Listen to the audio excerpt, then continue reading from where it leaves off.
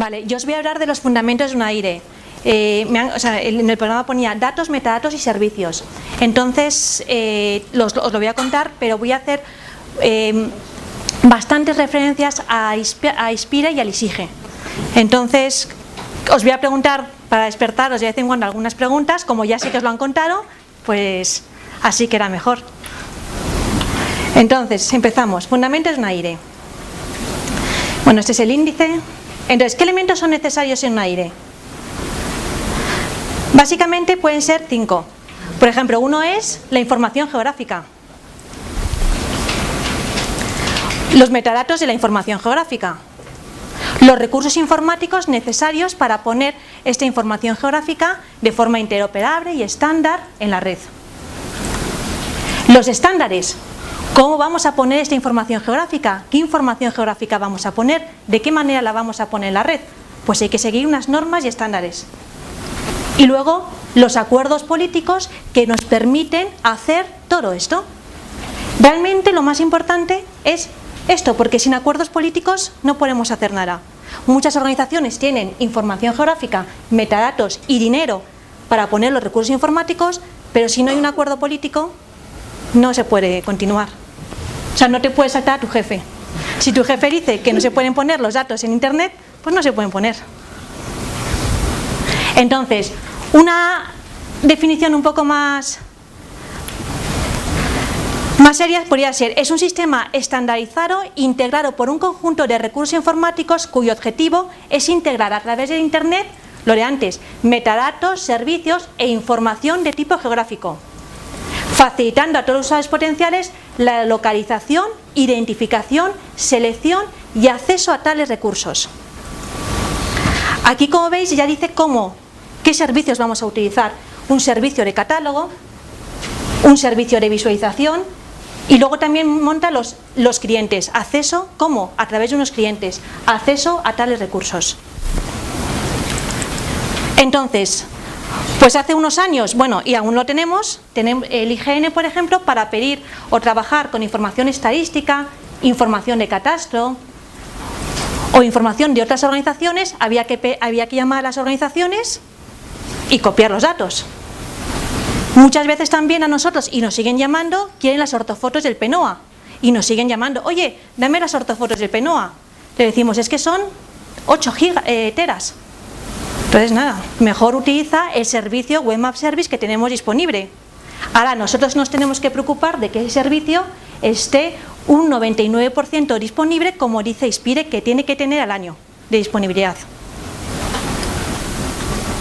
¿Y cuáles son las soluciones? Pues utilizar un servicio, una infraestructura de datos espaciales, de tal manera que los datos siempre van a estar en las organizaciones que tienen competencia. Los datos también van a estar actualizados.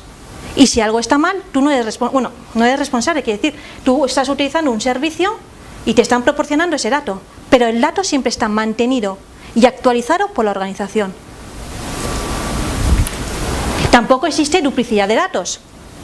No estamos copiando datos, también es un ahorro. Entonces, la primera pregunta: ¿cuál creéis que es la A, la B o la C? ¿Qué significan las siglas ISPIRE? Os he dicho que iba a hacer referencias así constantemente. ¿Por qué cuento esto? Porque ISPIRE define un AIRE, que ahora lo vamos a ver, pero antes de eso os lo han contado esta mañana. ¿Cuál es, la A, la B o la C? Pues muy bien. Una ISPIRE dice que hay que definir, tiene que establecerse una infraestructura de datos espaciales en la Comunidad Europea. ¿Y en qué año se aprobó la directiva ISPIRE? Luego lo cuento porque es necesario este dato. Muy bien, 2007. Y ahora, sabemos que una directiva, tenemos 2 años para adaptarla a la legislación europea. Eso fue la ISIGE. ¿Y cómo se estableció? ¿Como un reglamento, como una ley o un real decreto? Una ley. Entonces, ¿por qué cuento esto? Porque si en el 2007 se aprobó la directiva ISPIRE, en el 2009 lo teníamos que haber tenido ya la ISIGE. Pero ¿qué ocurrió? Que la teníamos en el 2010. Y es porque la ley LISIGE se ha querido que todos los organismos y organizaciones que generan cartografía en España participen o estuviesen de acuerdo con la ley LISIGE. Y por eso, se ha tenido que rodar por todos los ministerios, por todas las comunidades autónomas y tarda un poquito más. O sea, nos pasamos de plazo. Ah, no, bueno, pone como ley, es ley, perdón. Pero bueno, y por último, ¿qué significan las siglas LISIGE?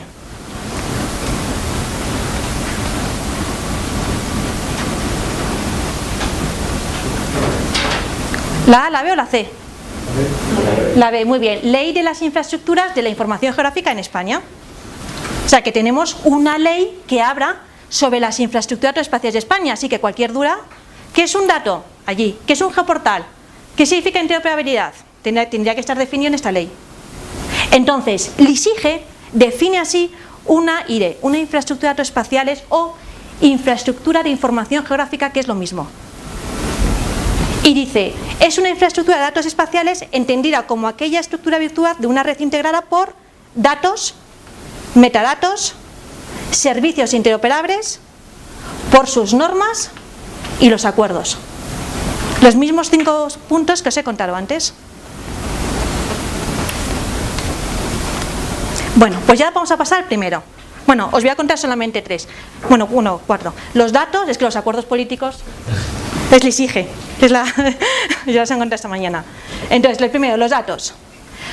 Cuando estudiamos un sistema de información geográfica sabemos que los datos están clasificados como información vectorial o información raster. ¿No?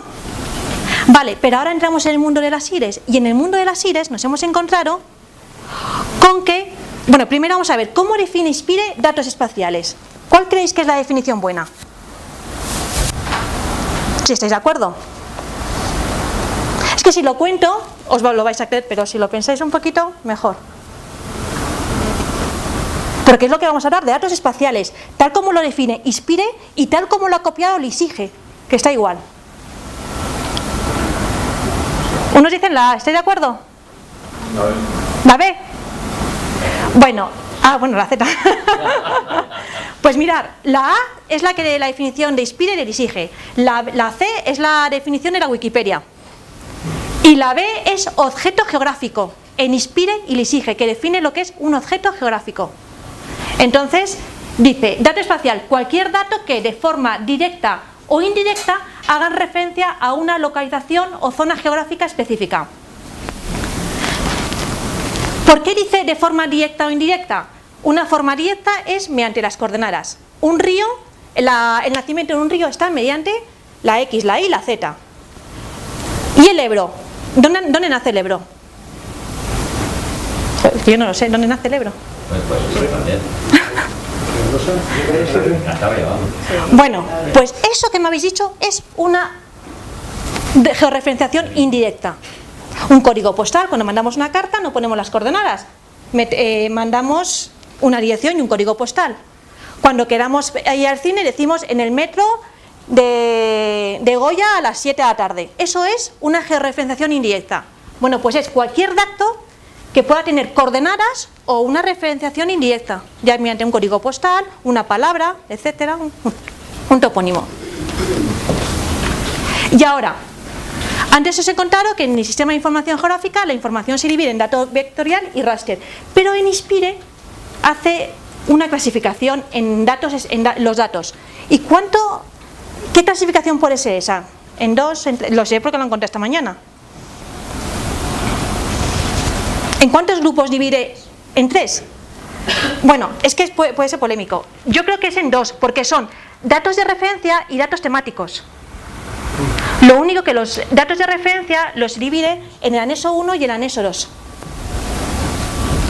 Pero no es que sea uno más importante que otro, eso no tiene que ver. Lo único es que marca plazos. Dice que para hacer metadatos, el anexo 1 y el anexo 2 corren más prisa que el anexo 3.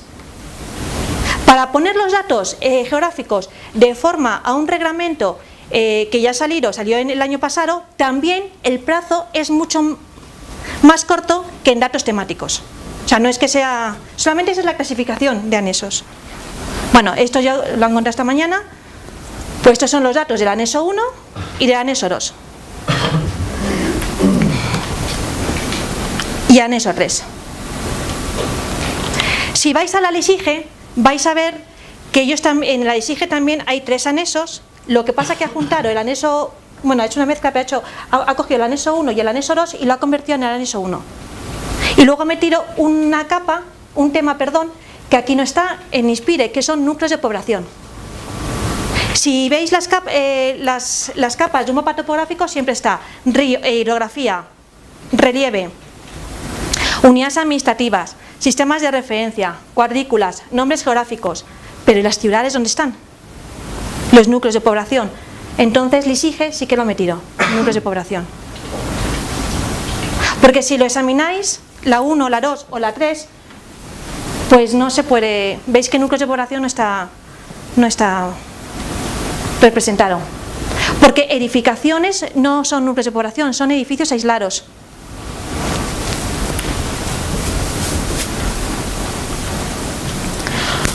Bueno, y a ver si hacemos un poquito ese ejercicio. Os he puesto unas capas cualesquiera y tenéis que ubicarlas en sus anexos. Lo tenéis en la transparencia y con apuntar, hombre, si no sabéis, ¿me tenéis los anexos atrás?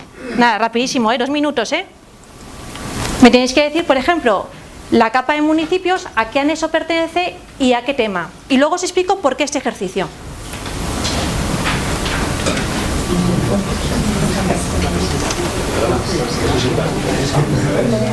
Se llama la 12, es la 12.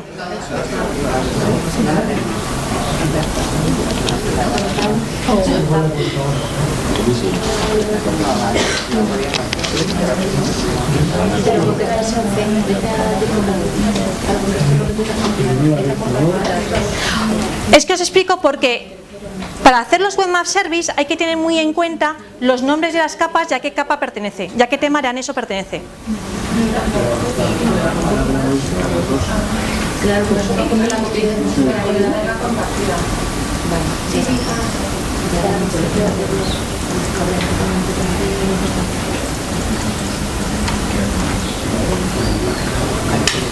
Si eso uno se hace coger 4 o 5, tampoco, rapidito.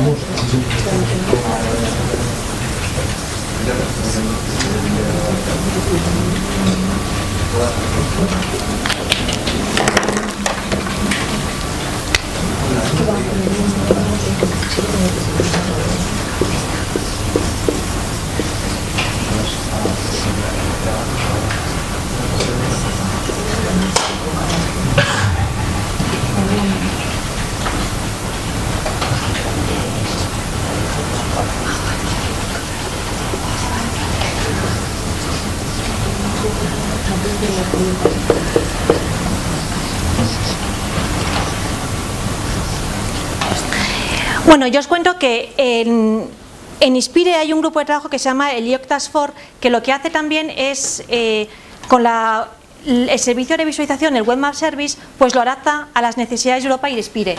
Entonces dice que, por ejemplo, tú al hacer los nombres de las capas, al poner los nombres de las capas en el título, en la etiqueta name, por ejemplo, si tienes una capa de topónimos, la puedes llamar como quieras, pero en la capa title tienes que poner un nombre ya estandarizado y tienes que basarte en los anexos. Por lo que si tú vas a hacer estás haciendo la capa de poblaciones, luego aquí en el title no puedes poner ni un número ni en inglés nada, tienes que irte realmente y poner, hay una lista normalizada en la que te dice, pues por ejemplo, transporte es de Network Transport, pues es NT, 2 puntos y luego el objeto al que pertenece, si es, qué tipo de vía. Es decir, que INSPIRE ya nos está diciendo cómo tenemos que nombrar nuestras capas de información. En inglés. Una lista sí, el título sí. Sí. Bueno, la solución sería esta. Yo os he quitado en las transparencias de todas las soluciones, de todo lo que vamos a ver. Entonces, la capa de municipios pues va a unidades administrativas, parques naturales, a lugares protegidos. La de poblaciones, esto está mal, esto ha sido cosa mía, la he metido en edificaciones porque no sabía dónde. Suelo urbanístico en usos de suelo, ortofotos en ortoimágenes, catastro, parcelas catastrales, y así continuaríamos.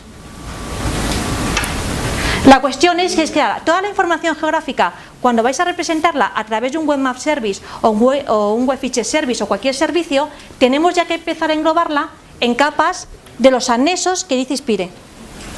¿Pero la vulcanología no iría en geología o? Pues, bueno, yo me cogí la definición, hombre, que puede ser, que yo me cogí la definición de zona de riesgos naturales que viene en ISPIRE y a lo mejor vi volcanes, ¿sabes? Pero que sí, que puede ser, perfectamente. Entonces sería cogerse ahora ya la directiva. ¿El topográfico está en algún lado? No, el conjunto no. No, el que contiene todo, no. No. Clásico topográfico. No. Por alguna razón no. Es que son capas de información. Son diferentes, ¿no? Claro. Entonces, si tú quieres hacer un Web Map Service que contenga todas las capas, pues no sé, Lorena, ¿cómo se llamaría? Es que Lorena está haciendo el Web Map Service del IREBase, del IGN, y la es que nos está trayendo esto por la calle de la amargura. Pero en muchas ideas sí que puedes explicar el topográfico y te sale todo, ¿no? Claro, te sale todo. Lo único que, claro, ¿cómo llamaríamos a ese título? Pues no lo sé, tendríamos que verlo, pero no...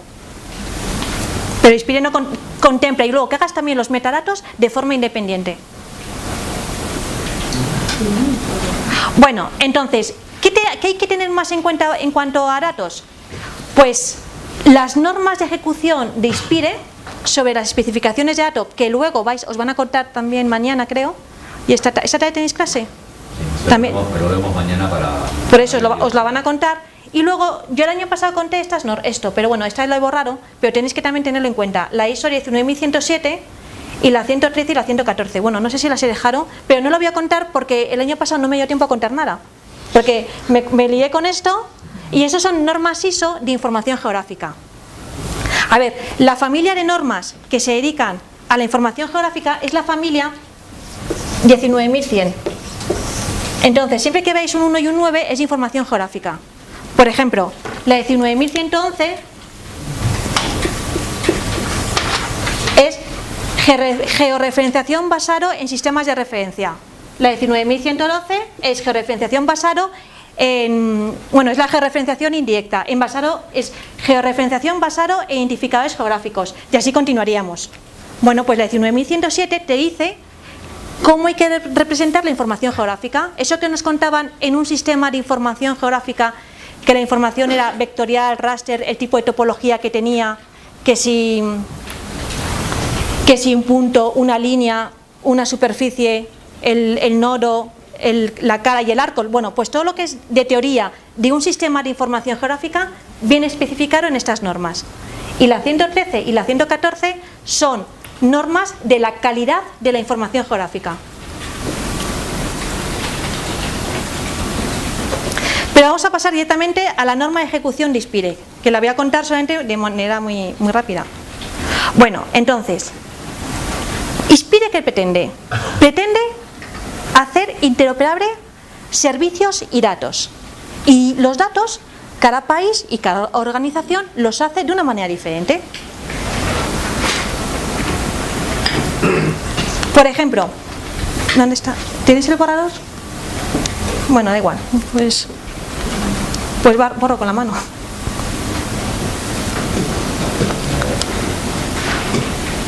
Por ejemplo, un nomenclator. ¿Sabéis lo que es un nomenclator? Un catálogo de nombres geográficos es un nomenclator. Un catálogo de fenómenos de los nombres geográficos. Bueno, pues entonces, si vamos a tener una base de datos de nombres geográficos, pues, ¿qué nos interesaría tener? Por ejemplo, el nombre.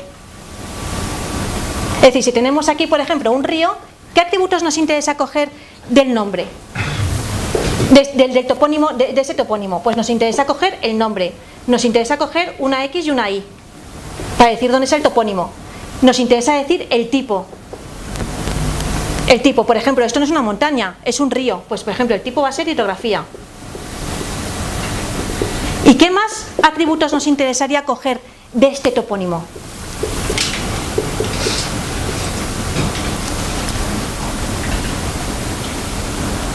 La lengua. El idioma, muy bien, porque por ejemplo, río Ebro o río Ebre.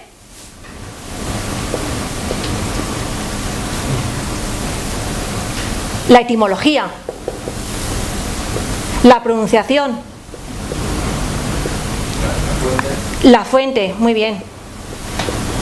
Total, una serie de atributos que, por ejemplo, el Instituto Geográfico Nacional puede decir, bueno, pues estos son interesantes y yo los voy a recoger, pero puede que el País Vasco diga, pues a mí solamente me interesan estos 4.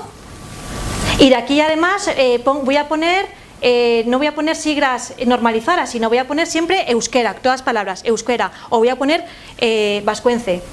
A la etimología esa, mira, es que por ejemplo los gallegos pueden decir, oye, pues a mí la pronunciación sí me interesa. Total, que nos encontramos con diferentes nomenclatores, con diferentes estructuras, y lo que queremos es interoperar y que todos los datos, cuando yo consulte el dato de Francia, el dato de, ya sea de transporte, de hidrografía, de cualquier cosa, de cualquier país, yo lo pueda intercambiar y mezclar con mis datos sin ningún coste adicional de dinero, sin que tenga que hacer ningún estudio, borrar datos, convertir en formatos, etcétera, sino que solamente lo coja, digo a Francia, pásame los datos, me los pasa, los vuelco en mi información y todo casa. Y al final es ahorro de coste. ¿Nunca habéis pedido datos a otra organización y os ha costado un proceso para adaptarlo a los vuestros? ¿O al revés? Bueno, pues esta norma de ejecución o regla de implementación es lo que pretende, que solucionar todo esto con los datos. Es decir, en el 2010 salió una ley que nos dice cómo tenemos que hacer los datos, cómo tenemos que ofrecérselos a una tercera persona. O sea, yo creo que es muy fuerte, ¿no os lo parece? Ríos con transporte, con lugares protegidos, y lo sabéis que hay una ley que nos dice qué atributos tenemos que meter en esa información geográfica, qué metadatos tenemos que hacer, cómo tiene que ser la representación. Incluso nos dice la representación. Entonces, solamente para marcar un poco, sabemos que la directiva SPIRE es una directiva y por tanto hay que adaptarla a la legislación nacional. Mientras que de la directiva SPIRE han salido varios reglamentos, como el reglamento de metadatos en el 2008 y este reglamento que salió en el 2010. Y este es el que yo os cuento, en el que nos dice cómo tenemos que hacer los datos. O sea, tú en tu organización los puedes tener como quieras. Lo único que te dice que es que cuando tú lo vayas a dar, a ofrecer, a visualizar, a descargar, etcétera, lo des según como te dice este reglamento. Y como sabéis, un reglamento es de adaptación inmediata, no hay ninguna adaptación. O sea, se coge tal cual, se traduce al español y a cumplirlo. Y además solamente tenemos 20 días desde que sale en el 12.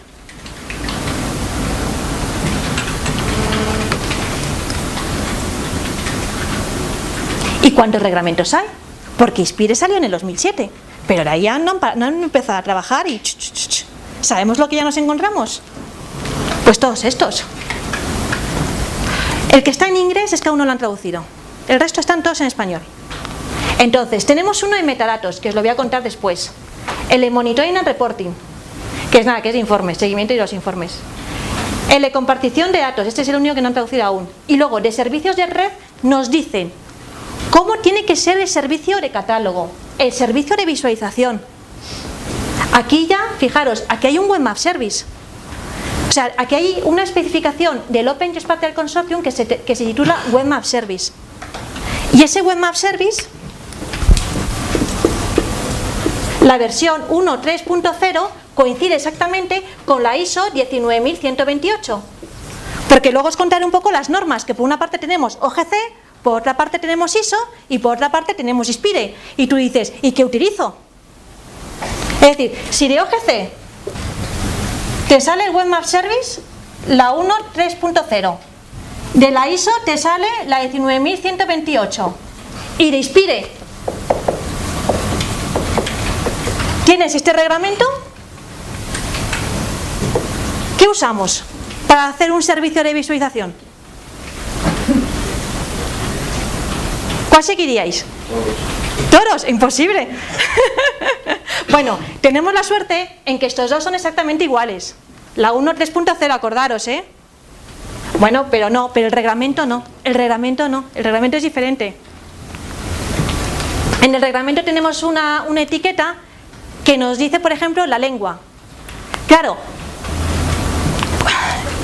en los países europeos, pues claro, cada uno tiene su... Bueno, y en cada país muchas más lenguas. Y eso hay que considerarlo, porque eso es la riqueza. Y entonces hay una etiqueta que tenemos que incorporar para indicar la lengua. Eso, hasta que no lo haga MapServer o GeoServer, no podremos ser acordes con Inspire. MapServer y GeoServer son dos herramientas para hacer Web Map Service.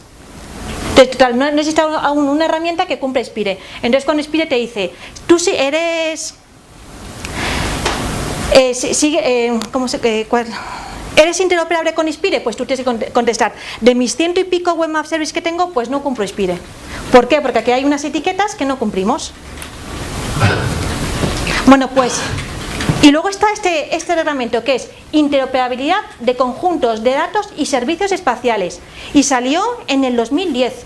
Y ese es el que os digo sobre los datos.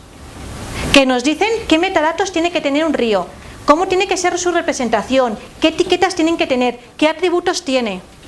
Y nosotros en el IGN toda la vida haciendo ríos, y ahora nos dice, o sea, que... ¿Los reglamentos están poniendo? No, el reglamento es automático, siempre tienes 20 días.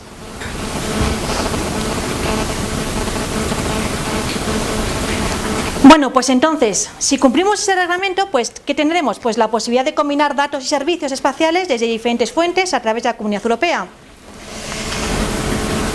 Y por tanto, menos tiempo y esfuerzo en compresión e integración de los datos. Entonces,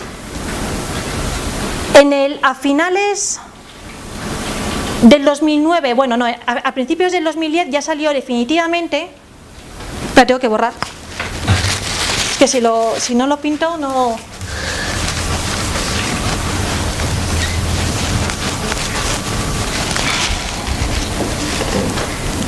Teníamos la directiva, tenemos los reglamentos. Bueno, pues de cada reglamento hay unos documentos técnicos que se llaman guidelines. Bueno, pues los documentos, el reglamento de datos, este reglamento, ¿qué documentos técnicos tiene? Bueno, pues tiene un documento técnico por cada tema. Tiene un documento técnico para nombres geográficos, otro para la red de transportes, otro para hidrografía. Bueno, pues esto es lo que se llama especificaciones de datos. Cuando vosotros veáis especificaciones de datos, no se refiere al reglamento, sino se refiere a esto, a los documentos técnicos. Entonces, en el 2010, a principios de 2010, ya han salido todos los documentos técnicos del anexo 1. O sea, tenemos un documento técnico para hidrografía, sistemas de referencia, cuadrículas, transporte, lugares protegidos, parcelas catastrales, etcétera, etcétera. ¿Y qué pretenden? Pues es un marco de trabajo legal y proporciona la interoperabilidad entre los conjuntos de datos y servicios. Como veis constantemente, interoperabilidad, etcétera, etcétera. Y solamente os voy a poner como resumen la de nombres geográficos. Esto es lo que obliga, lo mínimo que obliga de nombres geográficos. Todas las especificaciones de datos, el resultado es un modelo UML. Y este es el más sencillito, porque como veis son 3 clases que no tienen ninguna relación y ni nada. Y lo único que me dice que un nombre geográfico debe tener un identificador, un nombre y una geometría. Porque de Geographic Name me voy a esta cajita aquí y me dice, escribe el nombre. Entonces, claro, diréis, pues qué sencillo, ¿no? Porque como la mayoría de los nomenclatores pues van a tener muchos más atributos. Aquí solamente me piden 3. El identificador, el nombre y las coordenadas. Pero la cosa es un poquito más complicada, porque te dice que cuando tú vayas a ofrecer tu nomenclator, por ejemplo, a Francia, o a Cataluña, o a Andalucía, tú tienes que darlo, por ejemplo, con un Web Feature Service, un Web Feature Service. Y ese Web Feature Service debe tener estas etiquetas para que el otro lo entienda. Es decir, la etiqueta inspire, ire, tiene que estar. Por lo que algo en tu base de datos tienes que tocar. Bueno, en tu base de datos no, por lo menos en tu servicio web que quieres ofrecer, no lo puedes hacer como quieras. Tiene que tener estas etiquetas. Claro, porque los nomenclatos del IGN cumplen esto. Pero ahora nosotros, si lo queremos ofrecer a través de un servicio OGC o un servicio de descarga, esto tiene que estar para que el otro lo pueda interpretar. Es decir, no hay que modificar la base de datos, lo único que al ofrecerlo, lo tienes que ofrecer así.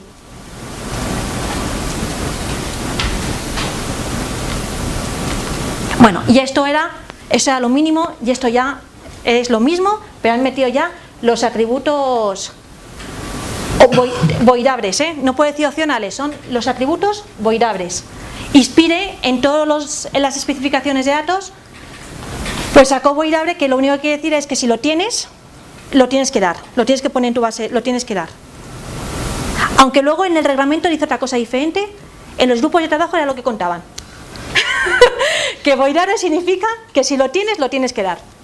Pero que luego tú te lees el reglamento, la palabra voidable es diferente.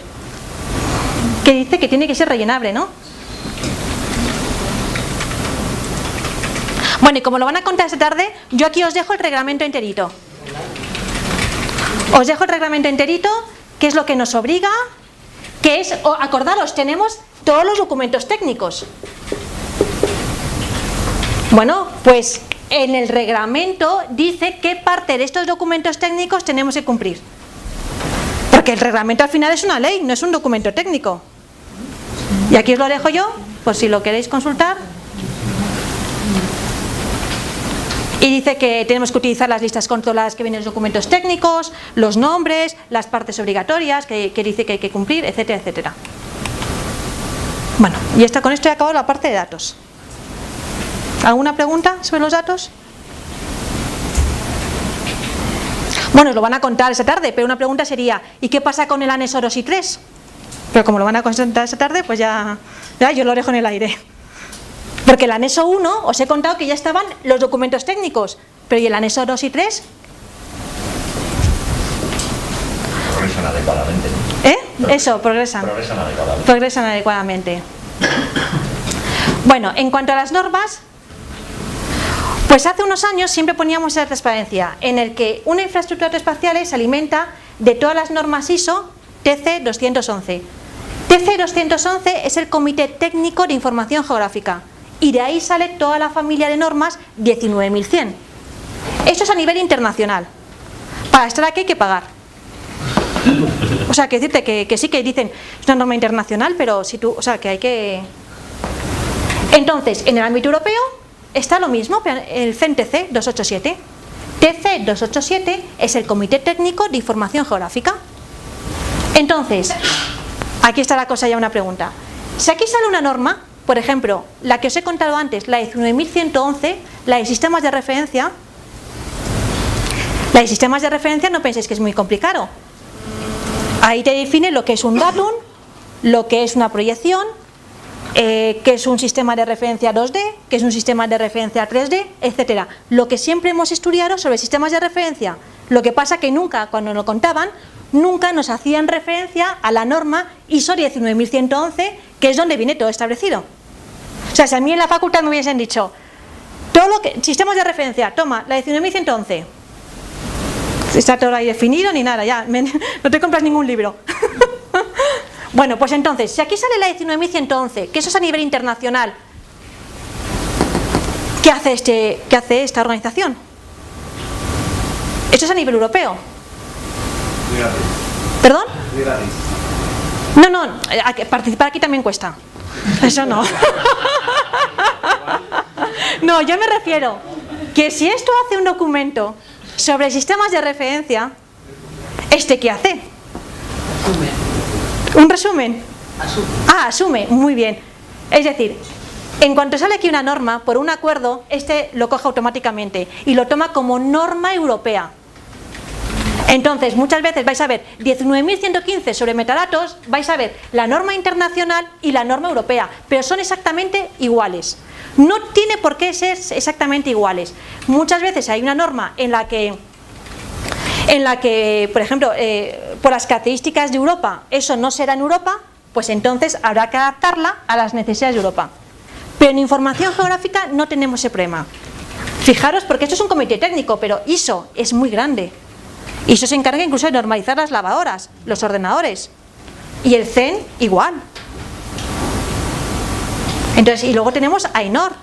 ¿Qué hace AENOR? ¿Hace una norma sobre la ISO 19111? Pues no, ISO lo que hace es lo mismo que el CNTC.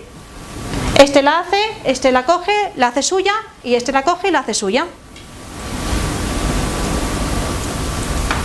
Pero no para todas las normas, solamente esto pasa en información geográfica. Bueno, y luego está el OGC. El OGC es un conjunto de empresas sin ánimo de lucro. Que me enteré hace poco que solamente lo forman 16 personas en la empresa. Me parece increíble. Con toda la cantidad de estándares, con todo lo que están moviendo, con todo lo que hacen, solamente 16 personas trabajan. Me parece increíble. Y solamente una persona en Europa. Yo cuando la conocí dije, uff. Un encanto propio. Sí, sí, sí. Pero que solamente sean de... O sea, yo pensaba que OGC era... No sé, te imaginas, el Corte Inglés, ¿no? Pero que va, solamente 16 personas y todos trabajan casi desde su casa. Bueno, pues el OGC también hace... Aquí están las empresas sin ánimo de lucro. Aquí también está el IGN, las universidades. Para pertenecer aquí también tienes que pagar. Total, hay que pagar siempre. Y entonces aquí, por ejemplo, están ERRI, Integraf, porque aquí están los países europeos y aquí está España. Pero aquí están, claro, ¿dónde está Integraf? ¿Dónde está ERRI? ¿Dónde está...? Google. Claro, Google. Porque a Google le interesa que todos los estándares que sacan ellos también esté como GC, como algo... Pero tiene lucro eso, ¿no? Claro, es que lo he hecho sin ánimo de lucro, porque al final yo soy ERRI y Integraf y decimos, bueno, pues vamos a intentar sacar una especificación que nos venga bien a nosotros y que luego todo el mundo, y que sea acorde con nuestras aplicaciones. O sea, no es un ánimo de lucro directo, ¿sabes? Lo único. O sea, que hacen servicio gratuito. No, los servicios lo hacemos todos, es decir, tú quieres pertenecer a OGC, te apuntas, tu organización paga, tú participas como experto y empiezas a preparar los documentos que tú necesitas y de acuerdo con todos. O sea, si tú haces un documento en tu trabajo y tú solito, luego no va a ser interoperable. Lo que tú quieres es trabajar con todas las organizaciones, que luego esto sea zaro por todas las organizaciones, que todos te sigan y que luego al final... Hacer estándar, ¿no? Lo que es la palabra estándar, esto es un estándar y norma. Si entras en OGC, te encuentras la palabra estándar, pero lo llamamos especificaciones. Y en Alemania también, especificaciones. Y me acuerdo que yo hablé con la chica esta de OGC y le dije que la palabra estándar es como que es de obligado cumplimiento. O hay un organismo de normalización atrás. Esto no es ningún organismo de normalización. Pero si tú entras en la página, pones OGC o Open Geospatial Consortium, vas a ver que el Webmap Service, el Web Feature Service son estándares. Pero nosotros aquí en España hay que llamarlo especificaciones, porque no es de obligado cumplimiento. Lo que pasa es que, como aquí también están los de la ISO, pues entonces al final todo lo que sale aquí es acorde con ISO, porque además a esto les interesa que cualquier cosa que sacan sea acorde con ISO. Si sacan una cosa independiente, pues va a crear conflicto y no lo vamos a seguir. El problema de los estándares que lleva un ritmo de Sí. aprobación muy lento. La ventaja de trabajar con OGC es que podemos hacer versionados que mejoren. Un entorno bastante más dinámico, y la tarde y cosas que podéis ver ya en IDE y esta tarde repasaremos. En Webmap Service vamos ya por una versión 1.3, sin embargo en Feature Service seguimos en la versión 1.0 y bueno, pues eso... Por ejemplo, la norma de metadatos se aprobó en el 2003. Bueno, pues ahora en el 2010 hay una revisión de esa norma de metadatos, de la norma ISO. Bueno, pues se pretende que en 6 años o 7 salga la definitiva. Eso no se puede llevar con un ritmo de trabajo normal. Mientras que aquí estos son documentos técnicos que siguen ISO y van mucho más rápido. Bueno, pues ahora está ISPIRE. Entonces, además, aquí ahora hay otro organismo, otro ente que nos tiene que, o sea, que hay que tenerlo en cuenta para una infraestructura de datos espaciales. ISPIRE sigue OGC, intenta seguir OGC, intenta seguir ISO, pero es bastante independiente, o sea, los mira, pero, o sea, lo tiene en cuenta, pero no tiene por qué seguirlo. Bueno, y luego están las recomendaciones. Entonces, una recomendación es algo que no hay que seguir, que está bien hacerlo y que normalmente suele seguir ISPIRE o suele seguir ISO. Y por ejemplo está, como os voy a contar, el núcleo español de metadatos.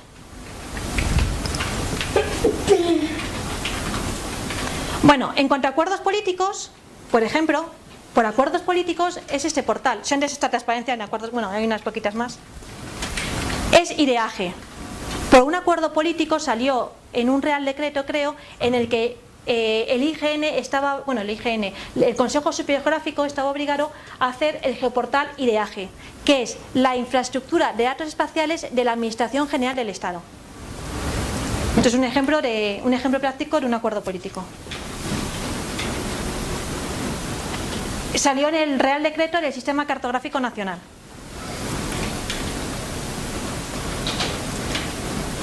¿Qué hora es? Vale. Bueno, y aquí en España, ¿quién es el organismo que desarrolla y coordina una IDE nacional? ¿Os lo han contado? Sí lo han contado, ¿no? Vale, pues es el Consejo Superior Geográfico, lo voy a pasar así.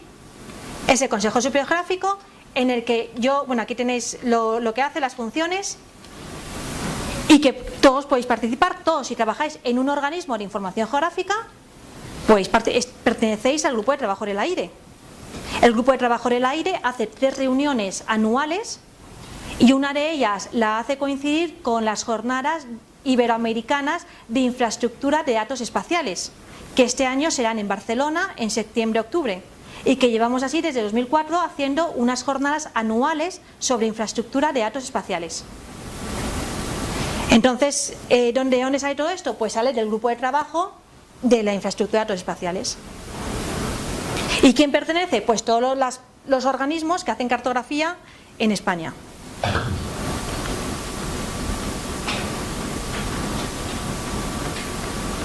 Bueno, y metadatos. Hace unos años, pues eso, bueno, hace bastantes años, pues hacíamos la información geográfica sin ni preocuparnos de los metadatos. Bueno, sí, un mapa iba con la leyenda, ¿no? Pero ahora ya no, ahora ya porque hay un reglamento que salió en el 2008 nos obliga a que tenemos que hacer metadatos de datos y de servicios. Entonces, ¿qué es un metadato? Pues datos acerca de los datos. Toda la vida hemos trabajado con los metadatos. En esta botella de agua están los metadatos. Y si comparamos las etiquetas de todas las botellas de agua, seguramente son iguales. Entonces pone el nombre, la caducidad, la empresa, el laboratorio, que siempre es el mismo. ¿Cómo se llama este? Ese, siempre es el mismo. Bueno, pues esas etiquetas, esto seguramente sigue una norma ISO. Bueno, pues los datos no van a ser menos, seguirán la norma ISO también. Entonces, un ejemplo, esto es un mapita en el que un tipo de etiquetas podría ser el título, la fecha, las coordenadas, el productor, etc. ¿Y los metadatos a qué se aplican? A datos, servicios y recursos disponibles. Pero acordaros que si vais a hacer un servicio un servicio interoperable, tenéis que hacer metadatos del servicio. Si habéis trabajado con MapServer y GeoServer o cualquier otro tipo de aplicación que hace servicios, Web Map Service, vais a ver que es muy rápido hacer un servicio. Pero lo que cuesta luego es rematarlo. Hacer la leyenda, hacer el metadato, poner las etiquetas como te dice ISPIRE, poner la simbolización, etcétera, etcétera. Porque un servicio se hace nada, en un PRIS++. Y en cuanto a datos, pues tenemos los vector y raster. Esto es un ejemplo de un metadato en el que se le ha pasado una hoja de estilo, porque realmente luego no son así. Se la hemos aplicado una hoja de estilo para hacerlo un poco más amigable. ¿Y cuál es el objetivo? Pues describir los conjuntos de datos y servicios disponibles en una organización. Describir. Y acceder a los conjuntos de datos y servicios.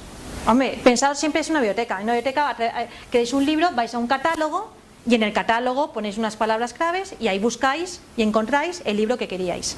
Pues esto es lo mismo pero con datos. Queréis un mapa y en una organización tiene que haber por lo menos un catálogo. Y que ese catálogo sea gratuito.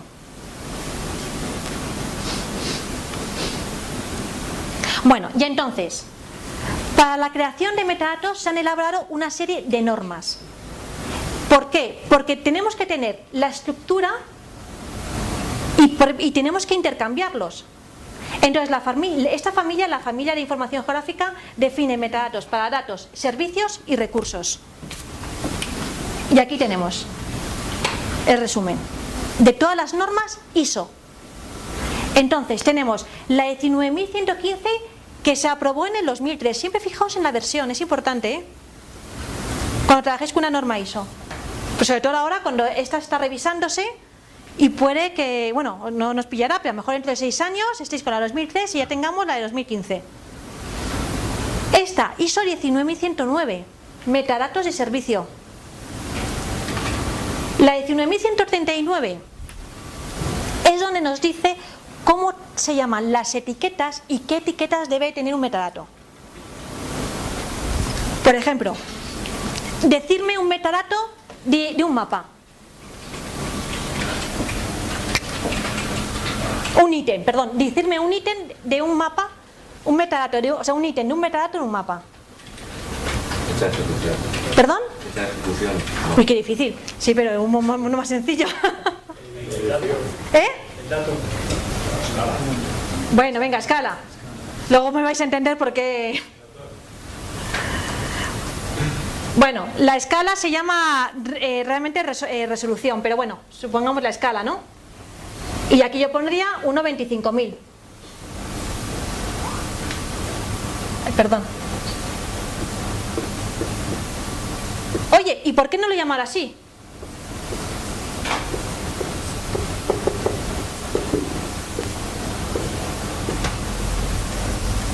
¿O por qué no lo llaman así?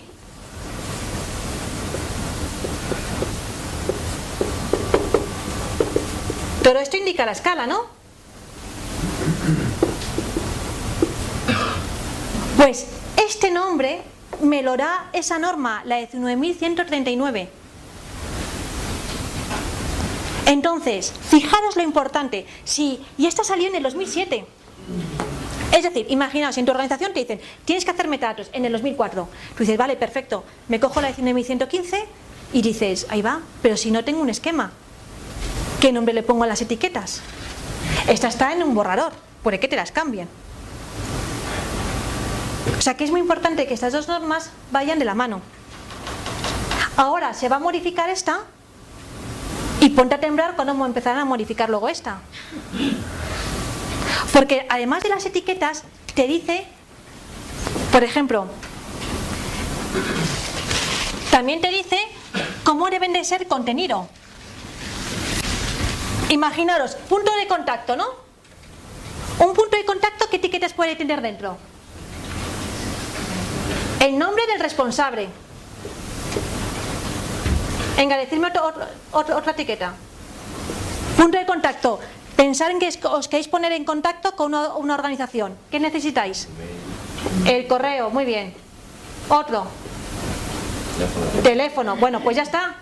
Pues además del nombre te dice una jerarquía qué puntos contiene y luego si esto es un texto, si esto es un número, etcétera, etcétera. Es decir, te dice cómo tienes que rellenar los metadatos. Por lo que esa norma es bastante importante. Y esto, mirar, esto es para datos vectoriales y esta es la parte 2 para datos raster, que también salió esta es jovencísima, 2009, y pensaríais, ¿y qué hemos hecho antes? No, sí, se cogía esta, se cogía... Bueno, y luego está el Lublin Core. ¿Por qué el Lublin Core? El Lublin Core son metadatos para cualquier tipo de información, no información geográfica, sino cualquier tipo de información. Un libro, un CD, una página web, etcétera, etcétera.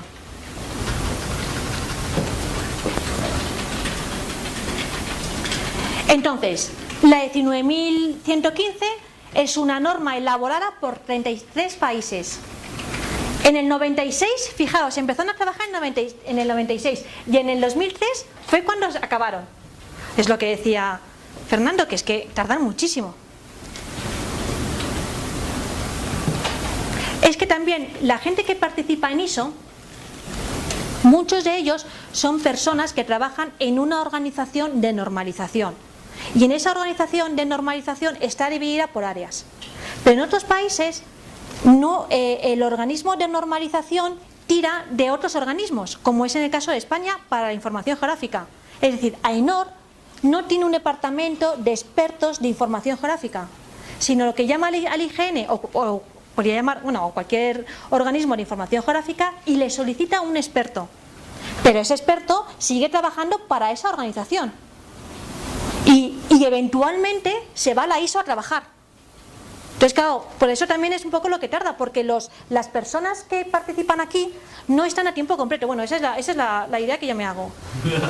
Porque se reúnen 3 veces al año, es decir, porque es verdad, ahora mismo tú llamas a Cataluña y dices, oye, quiero un experto para que se vaya a ISO y haga una norma. Dirá, sí, pero ¿cuándo?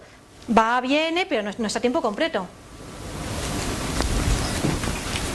Bueno, y fijaros, en el 2006 ya la 115 está traducida ya al español. Y si queréis acceder a ella, lo malo que hay que comprarla. Pero no sé si son 30 euritos, ¿eh? También si en vuestra organización, vuestra biblioteca la solicita o la pide, sale baratísima, porque hay un acuerdo entre organizaciones.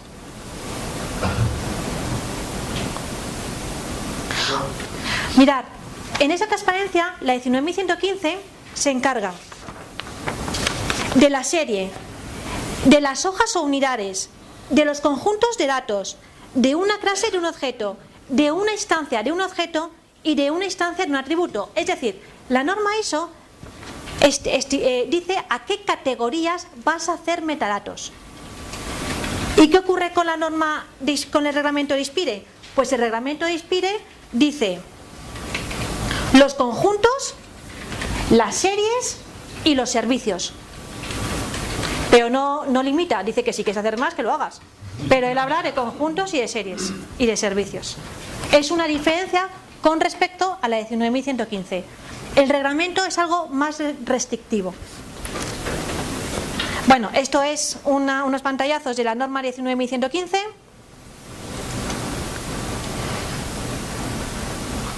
Voy a continuar. Aquí vemos el core, o sea, el núcleo, la parte obligada que hay que cumplir, el título, la fecha, el responsable. Dentro de cada uno de estos viene un poquito más de ítems, pero en general es bastante mínimo. Bueno, y ahora apareció ISPIRE y apareció el 14 de abril de 2008 el reglamento, y como os decía, no tenemos ningún, o sea, salió el reglamento, salió una ley no dice ninguna etiqueta en inglés, ni te dice los atributos, ni te dice si eso tiene que ser numérico, o sea, el campo numérico o de texto, no te dice nada. Entonces, esto está copiado de ISPIRE. Dice, en uno de sus artículos, dice, una infraestructura de cada país debe garantizar el almacenamiento, disponibilidad y mantenimiento de los datos, ser posible combinar datos de varias fuentes, posibilitar que datos de un nivel de administración pública puedan ser compartidos con otra autoridad pública, dar difusión. Y mirad, el punto 5 hace alusión a los metadatos. Ser posible descubrir. Es que es curioso, ¿eh? Aparece Discovery siempre. Sí, o sea, es curiosísimo, dices. Pero en otros sitios ponen Location, y a mí ya me tienen liadas. ¿Es lo mismo? O en algún sitio he visto Discovery y Location y digo... Siempre ha sido servicios de descubrimiento. Pero en uno he visto servicio de localización. Bueno, ser posible descubrir datos disponibles, evaluar su adecuación a un propósito y conocer sus condiciones de uso. Total, metadatos.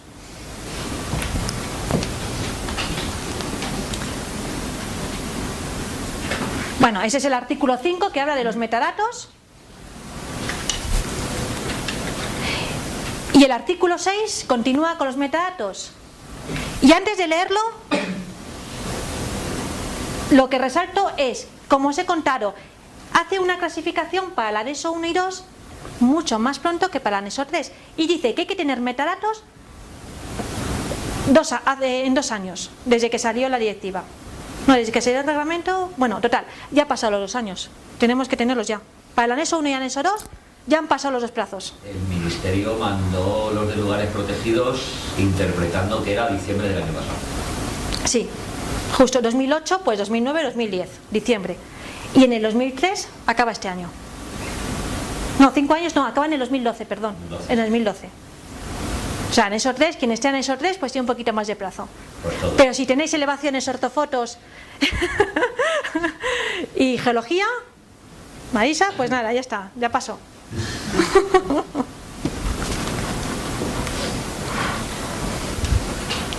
Bueno, ¿qué hace esta norma? Pues establece el conjunto de elementos de metadatos mínimos que se requiere para el cumplimiento de la directiva ISPIRE.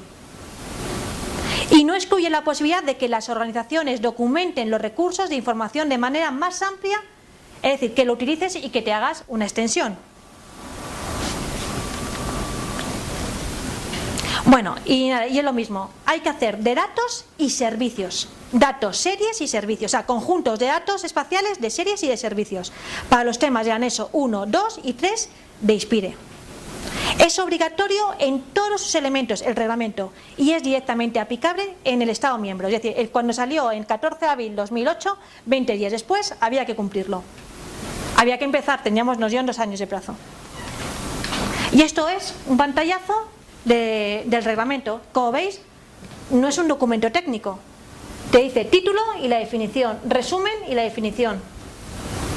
Ya discutimos, cuando salió el reglamento y hubo que comentarlo o algo así, ya lo mandamos porque había algunas definiciones que no nos gustaban. Y luego también nos dice el reglamento cuál de estos ítems son obligatorios. Este es obligatorio, este es opcional. Aquí no os voy a ir, aquí es obligatorio y opcional.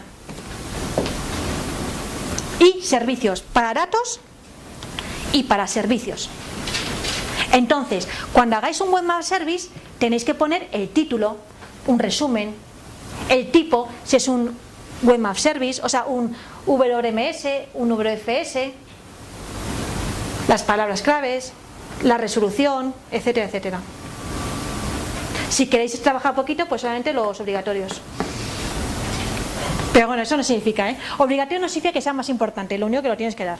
Pero si, por ejemplo, en muchos casos, en alguna norma, el sistema de referencia es opcional. Y dices, ¿cómo voy a dar una información geográfica sin indicar el sistema de referencia? Bueno, no indica opcional que sea que no sea importante. Lo único que te dice es que hay información geográfica que no tiene el sistema de referencia y por eso tú no lo puedes obligar a darlo. Es como, por ejemplo, la resolución de un píxel. ¿Cómo vamos a dar una ortofoto sin indicar la resolución de un píxel?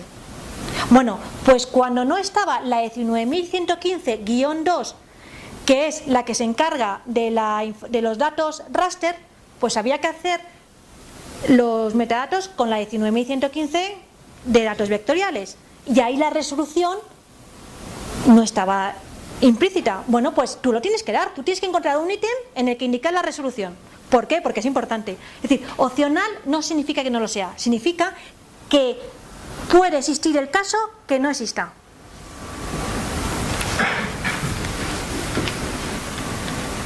Bueno, y por fin, en el 2009 salió ya el documento técnico. O sea, nos salió ya ¿Y en qué se basa? En la 19115 y la 19119 para la parte de servicios. Bueno, OGC, ISO, CNTC, AENOR, ISPIRE, si tenéis que hacer metadatos, Pues yo os recomendaría que utilizáis el núcleo español de metadatos. ¿Por qué? Porque está traducido al español. Porque parece que no, pero si un anuncio aquí, núcleo español de metadatos. Está consensuado con todas aquellas organizaciones que quisieron participar en el subgrupo de trabajo de metadatos. Se basa en la 19115, en el reglamento de metadatos, en la ISO 19119 y también Dublin Core, y luego tiene también ítems de la directiva del agua que es necesario para algunas organizaciones. También te permite hacer extensiones, como algunas organizaciones, creo que el geológico lo ha hecho, ¿no? Algunas extensiones que hay unos ítems que no están aquí, ni están en, o sea, pero son necesarios para su información geográfica y extienden, hacen un perfil más extenso. Entonces, si la 19115 tenía 409 elementos, 140 páginas, pues al final se intenta hacer un documento, pero acordaros, es una recomendación, no es norma, no es de obligado cumplimiento, simplemente es una recomendación. Y lo que hicieron fue ese subgrupo de trabajo, el subgrupo de trabajo del núcleo español de metadatos, que se empezaron a poner, se reunión en el 2002 y aún continúan. Cuando hay un cambio en el reglamento de metadatos, se vuelven a reunir y a cambiar el núcleo español de metadatos. Está todo disponible, todo lo que os cuento, en la página del AIRE. Este es el documento. Se basa más, aquí falta poner también, se basa en el reglamento de metadatos, y es una recomendación consolidada, consensuada, abierta y no restrictiva. Aquí son los ítems, un poco que es lo que tenemos que tener en cuenta. Por ejemplo, si en la ISO 19115 en el core no estaba la calidad, pues aquí, para no olvidar la calidad, que es bastante importante, pues se mete. Y seguramente será un campo opcional, pero se tiene en cuenta, si ya se incluye aquí en el núcleo español de metadatos, tener en cuenta algunos ítems que salen del core de la 19115.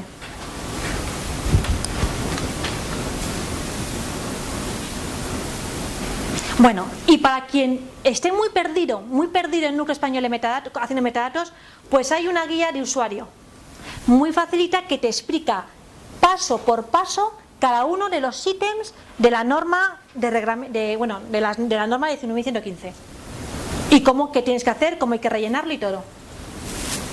Es que es bastante difícil hacer metadatos porque te dices tipo de recurso y qué pongo, y te lees la definición y sigues igual.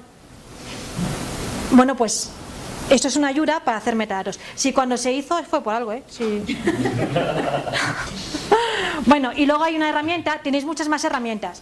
Una es esta, el KTML. Y un consejo, cuando vayáis a utilizar una herramienta para hacer metadatos, fijaros en qué norma se basa.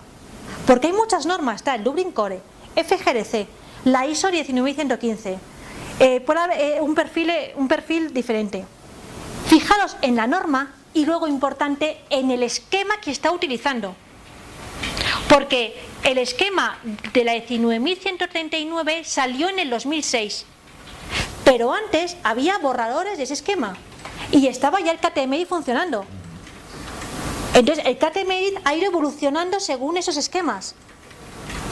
Por eso tened en cuenta cuando utilizáis cualquier herramienta, ya sea la de Cataluña, es que no te conozco la de Cataluña. La de Cataluña, ¿cómo se llama la de Cataluña? No tengo ninguna de las presentaciones. Bueno, y o cualquier otra. Por ejemplo, incluso yo os recomendaría que si vais a hacer metadatos en el portal de metadatos de Inspire, fijaros en qué esquema están utilizando, porque como hagáis un esquema antiguo, pues es que luego no va a servir todo el esfuerzo. Venga, resumen, unas cuantas preguntas a lo que explica, a ver si me habéis entendido. ¿Cuál es la norma internacional de metadatos?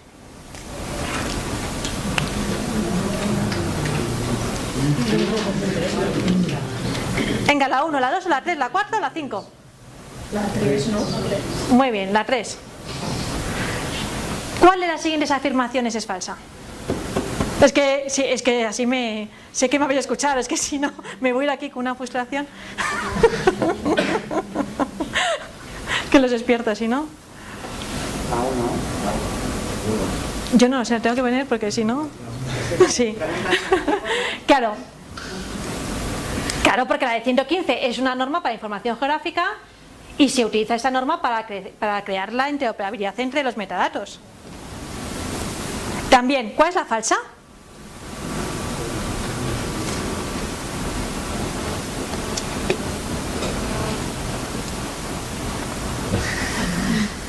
No había llegado hasta la 3, hasta que cuando he llegado a la 3 me he quedado batido.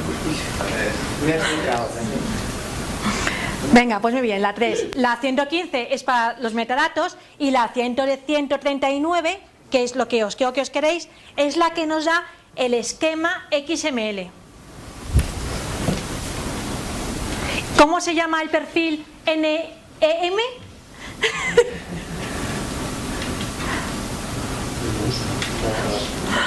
Muy bien, núcleo español de metadatos. ¿Y si queréis hacer metadatos de servicio y no tenéis el reglamento de metadatos? Es decir, queréis utilizar una norma internacional. ¿Qué norma utilizaríais? La 19, muy bien, pero es que lo malo de la 19 que no tiene esquema.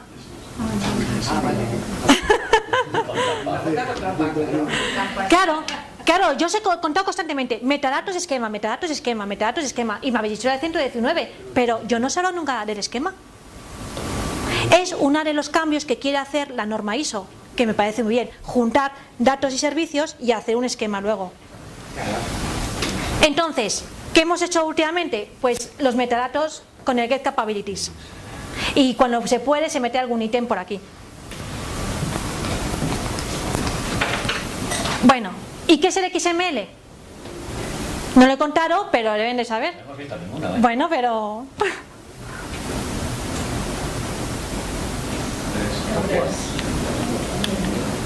Sí, el XML, además de decir que es un formato de intercambio estándar, lo que hace es estructurar la información y sirve para cualquier tipo de información, cualquier tipo.